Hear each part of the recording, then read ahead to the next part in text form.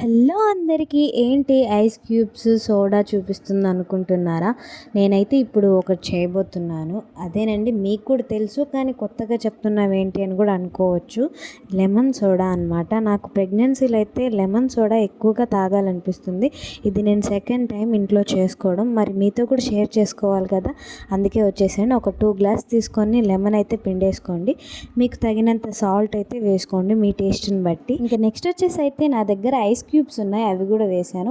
ఒకవేళ మీ దగ్గర లేకపోతే సోడా కూల్గానే ఉంటుంది కాబట్టి పర్లేదు. ఇంకా నాకైతే కొంచెం కూల్గా ఉండాలని అయితే నేను వేసుకున్నాను.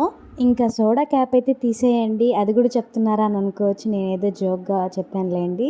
ఆ బబుల్స్ అలా వస్తుంటే ఎంత బాగుంది చూడడానికి. అయితే నాకైతే నోరు ఊరిపోతుంది. ఈ సమ్మర్కి అయితే బెస్ట్ డ్రింక్ అని చెప్తున్నాను నేనైతే.